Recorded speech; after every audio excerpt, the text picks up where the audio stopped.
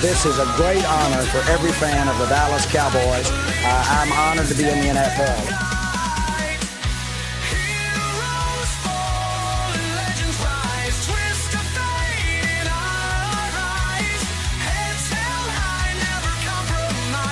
What can I say? Mamba out.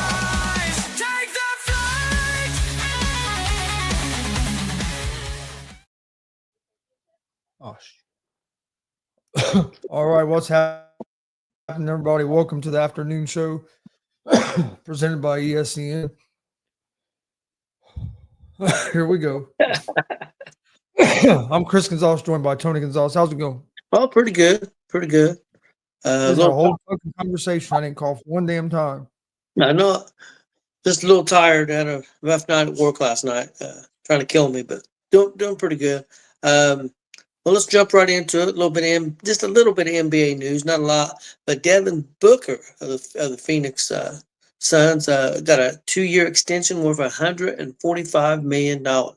Man, that's 2 years. That's pretty good. Chris, what's your take? Do you think that I've seen some people think that they overpaid for him on that? Do you agree? I mean, they might have overpaid a little bit, but you almost have to because you traded Durant, you got rid of Bill, or trying to get rid of Bill, and I mean he's the guy you're planning on building around. He's been there, so if you're going to keep him, you're going to have to pay him, and that's with the CBA. That's what he was eligible for was that. So I mean they really didn't have much of a choice. You might be I can't remember exactly what his age is. You might be overpaying him a little bit. He's a hell of a player. I think the biggest problem over the last couple of years is he's been trying to play point guard, and he's really not a true point guard. They need to get a point guard and let him play more of the two. And I think he'd be back to like he was a few years ago. But with Phoenix, there was a lot of injuries, and then you had Bill. You couldn't get rid of him. So now that they're retooling, unless you were just going to completely blow it up and not really have nobody that you're going to build around, that'd be the only way you could have maybe tried to move on from him. But if you were going to move on from him, you would try to get a trade or get something for him instead of just not you know what I mean, you let his contract, not instead of just letting his contract run out. So I think it's a smart move. I mean that's the guy they're trying to build around. So they got him locked up for a couple of years. Now they got to try to put some pieces around him.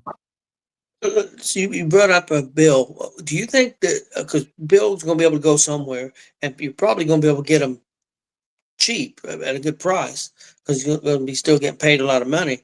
Do you think there's a place out there that Bill might fit in and be able to help?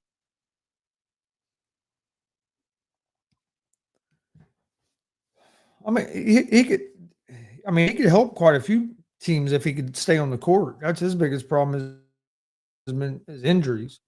And not being healthy, and he's a little bit ball dominant. I know I've heard it sounded like the Clippers were a favorite there for the last couple of days. I hadn't really heard much about the trade with him, or not trade, but somebody getting him much today. I know the Lakers were mentioned. I don't know what would be like a great fit for him. Probably somewhere. I would say probably somewhere like the Lakers or somewhere like that has a guy that's a pretty dominant, pretty good leader, and might be able to help kind of get him to stay on track and buy into what the culture. So I'd say maybe a guy maybe somewhere like the Lakers, because you have LeBron there that's going to kind of, you know, I mean, he's going to have enough respect for LeBron. You would think that maybe he would buy in somewhere like that that has a strong leader. I think would be a good fit for him. What about a team like, and I'm not saying they need them because they've made some good deals, but what about a team like Denver? Yes, that wouldn't be bad. Because Westbrook left, and that wouldn't be terrible. Well, moving on from that, I don't know if you seen this. I've seen a Fox article. WNBA fans are upset that Angel Reese is going to be on the cover of NBA 2K26. instead of Caitlin Clark. A lot of fans are upset. Now, just to let everybody know that she'll be on the cover with some other WNBA players, Candace Parker, Diana Taurasi, Sue Bird, and Angel Wilson. They will all be on WNBA special edition covers. So, but Caitlin Clark is not going to be on that cover, and there's some fans upset about it. What's your take on that, Chris? What do you think? You think that's fair? Should they be upset or? I mean, if you want to be upset, be upset. I think it's whoever made the decision. I think you're missing out on a lot of money. I don't know how many people actually buy the WNBA, the special edition like cover, because most because like nowadays the way games work, a lot of it's bought digital. So it ain't like when I was growing up and we'd go to the store and you'd buy a game and you brought the physical game home. Now a lot of times, I mean, I think you can still buy some physical games, but a lot of times you're just buying it digital, right from Microsoft or PlayStation or whoever. You're just buying it digital, and then you just download it onto your system. So you don't even have a lot of times you don't even have actual disc or anything anymore. Yeah. So I don't know how many people actually pay like that and get the special edition covers. I'm sure there are some.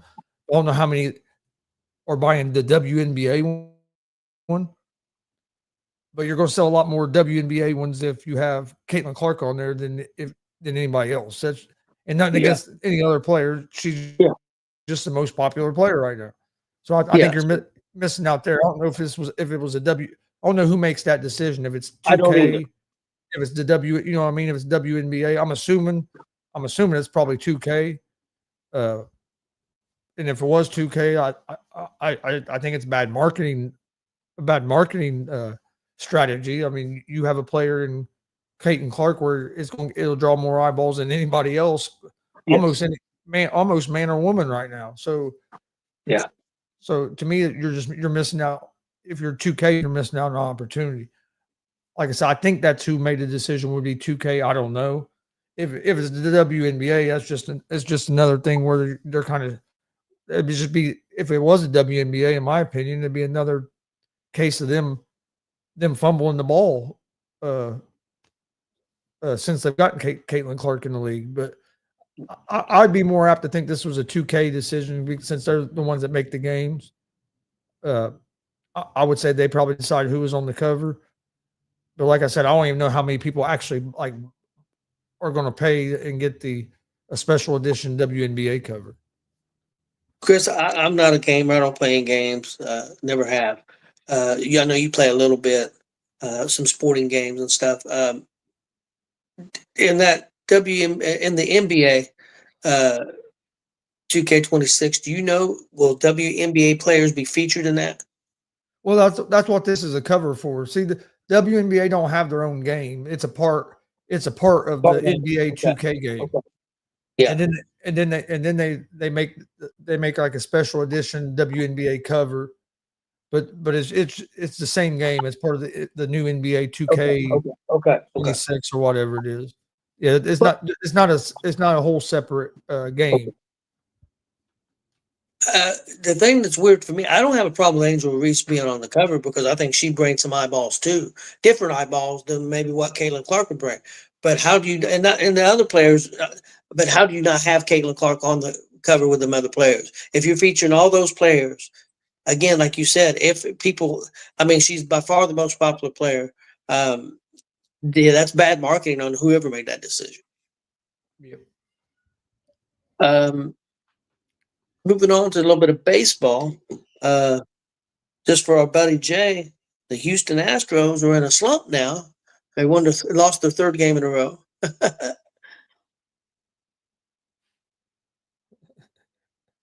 Frankie saying the Astros getting swept is amazing.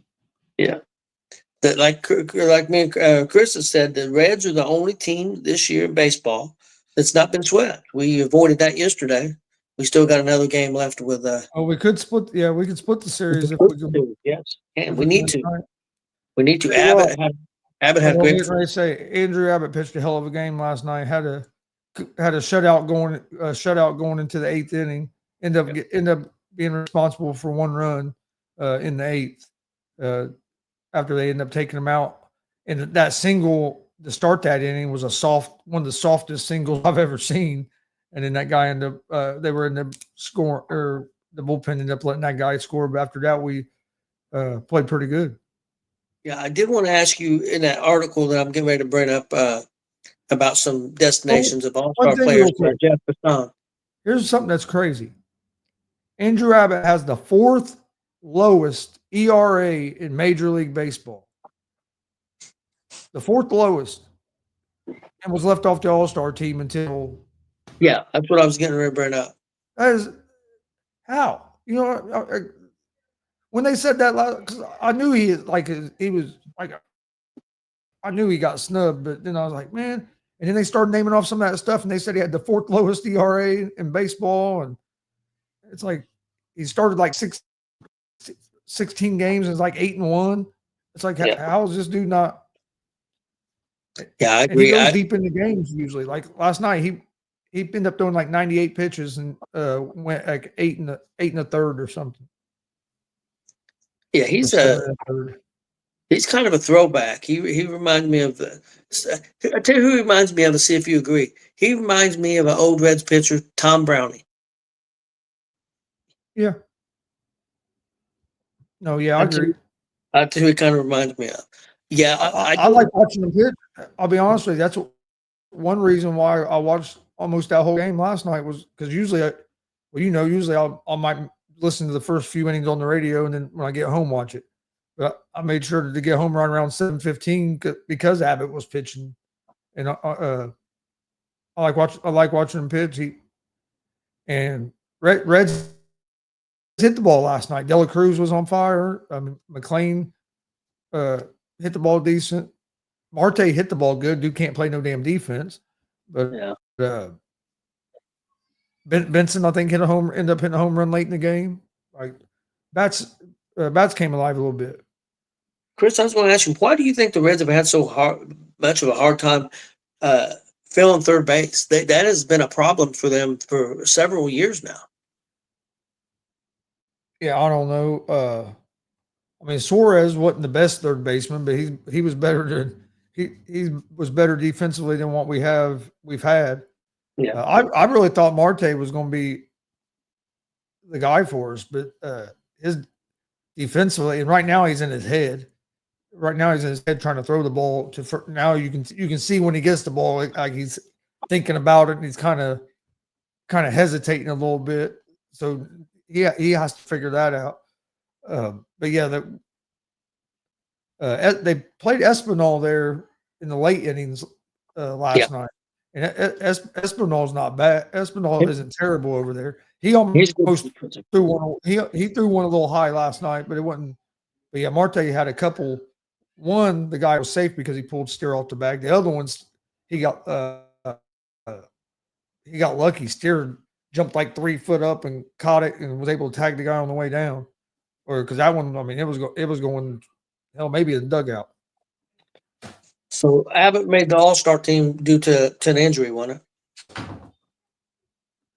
Yeah, I think it was an injury, or somebody couldn't play. Yeah, that's what I thought. I wasn't sure it was official, but when I read this article that we were getting ready to go into from Jeff Passan, he mentioned that when he was talking about the Reds, he mentioned that Abbott, was an all-star, and they had Green and, about the pitchers they had and stuff during that article. Well, let's go into some baseball. Like I said, did Astros have lost 3 in a row? I know we're not like some of these other guys. You lose 3 in a row, 4 in a row, 6 in a row, and the sky's falling. The Astros were due to hit a stretch. I mean, hopefully, for Jay, it's only a 3-game stretch, but I mean, they was the best team in June. I hope it's a 10-game stretch.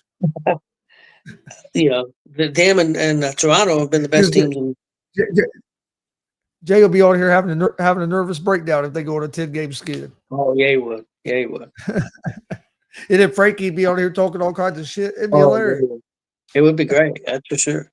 But I looked at this article that Passan did, and here's the Astros and the Yankees and the Reds. And there was other teams. Any team that had a winning record, he went to, who would be a good fit for them. And the Houston Astros, he said Seth Lugo, the Kansas City Chiefs pitcher. That's who he thought would be the perfect fit for them. You familiar with Lugo? Yeah. Yeah, it wouldn't be a bad pickup. Yeah, he's got a 2.67 ERA. The Yankees, also he had down Seth Lugo or Emmanuel Class of the Cleveland Guardians. I almost said another name, but the Cleveland Guardians. I wish the Reds would get that dude. The last one, Class. Yeah, he's a hell of a closer. And then they also had a hitter, Suarez. He thinks Suarez would be a good fit for the Yankees. Yeah, he'd be another home run guy, a home run or strikeout. And let's get your take on what he said for the Cincinnati Reds. He had Stephen Kwan, Cleveland, and Marcell Ozuna of the Atlanta Braves. Both outfielders. I think Ozuna's an outfielder. I know Kwan's a left fielder. He thinks the worst thing they need. He thinks that the starting pitching's good. He did mention the bullpen, but he didn't have any players down from bullpen. But he thought bat, and he thought Kwan of Cleveland and Ozuna of Atlanta would be good fits. What do you think? Yeah, they wouldn't. I was trying to see if I can find it here. Yeah, Kwan. I looked. I seen his numbers, batting about 270, I think.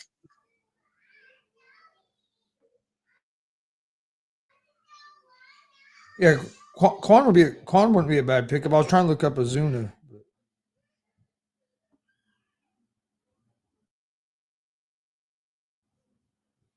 He's hitting 239 with 12 home runs, 41 RBIs.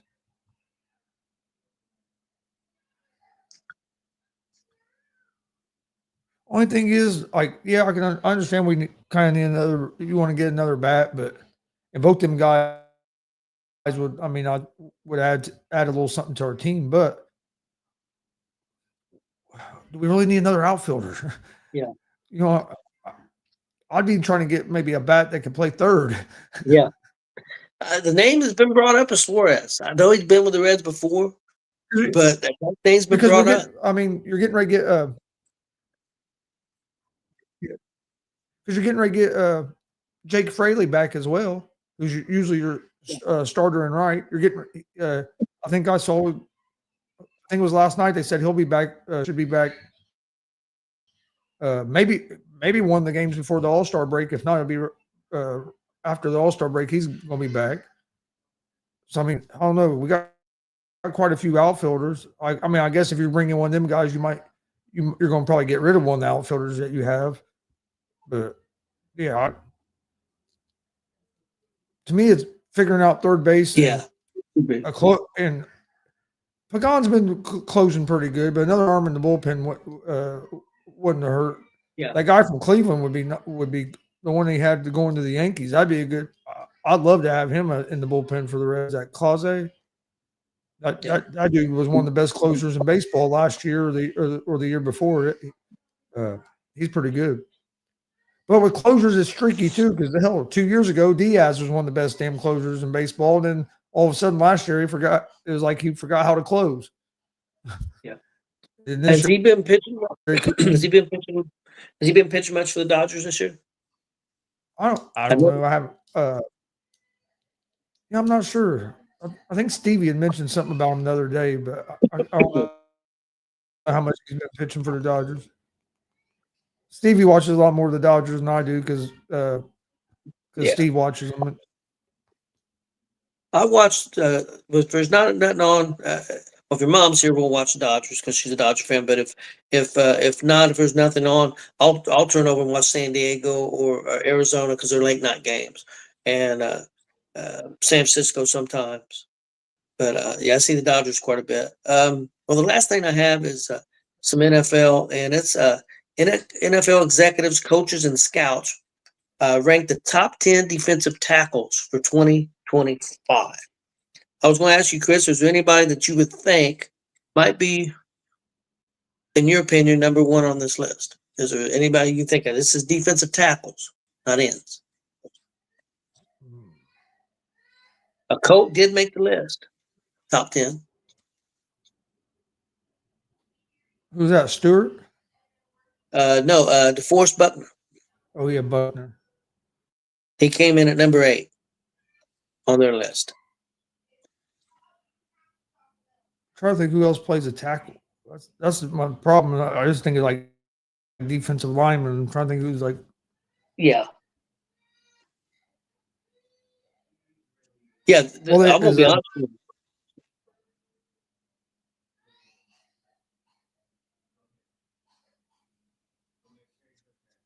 Yeah, I didn't realize that. I didn't know defensive tackles that well because there's definitely guys that's in this top 10 list I didn't know. Of course, I know Buckner, but there were some on the list. I'll be honest with you, the guy's number 1 on the list. I'm not going to say I've not heard his name before, but I'm not a fan of that team. So the number 1 on the list was Dexter Lawrence, the second of the Giants. He was number 1. Yeah. Number 2, of course, I've seen they're on TV all the time, so I knew this name, Chris Jones of the Kansas City Chiefs. Yeah, I was going to say Jones had to be up there top 2 or 3. 3 was Jalen Carter of the Eagles. 4 He's was, only been in the league a couple years. I know. Number 4, Jeffrey Simmons of the Titans. Number 5, Quentin Williams of the Jets. Number 6, Leonard Williams of the Seahawks. Number 7, I'm not even going to try the first name, Matabuki of the Ravens. 7, 8, Buckner of Colts. 9, Benavi of Tampa Bay. And 10, Cameron Haywood of Pittsburgh. Yeah. Now, Haywood's a name that I know. Was you surprised he was down that low? Not really. Not really. Excuse me. With the names that you said, not really, because all them guys are. That Vita Vea for Tampa's tough. He's been one of the best in the game for a while. You think Buckner was about right where he should be, or do you think he should have been higher or lower? He's probably about right. Now, Lawrence is a name that I wasn't real familiar with, just being honest. Do you think he Lawrence, yeah. Oh, yeah, he's good. Lawrence is tough. Okay. Don't see a lot of the Giants. I recognize Jalen Carter because I see the Eagles a lot on TV. You see Jones a lot on TV. Yeah, I watched Carter a lot in college as well with Georgia. Yeah. Well, Chris, you got anything else for today? If not, we'll get out of here. No, I don't think I do. Other than hopefully the Reds can get another win here in a couple hours. And it's a weird start time. Why the hell are you starting the game? Why are you starting the game at 5:10? That's like the weirdest start time. Like usually it's either like 1 or 2 o'clock or it's a night game. Well, sometimes it's even when they do them businessman specials, sometimes it's 12:10. Yeah, but you never heard of get a game at like 5. It's usually either during like early in the day or it's at least like 7 o'clock. Now I do have a list for tomorrow, and it's the same thing: executives and coaches and scouts of the NFL ranked players, and this is for the best edge rushers. So we'll do that tomorrow in the NFL. And of course, all the names on this list I recognize. I know all of them, but it'll be interesting to see what you and Jay thinks of who was number 1 and who's number 10 and how this went. So we'll do that tomorrow. All right. Well, we appreciate everybody watching. Please hit that subscribe button on YouTube at Gonzo Sports Room and at ESEN. Check us out on all social media as well. And we'll be back tomorrow right around 2 o'clock.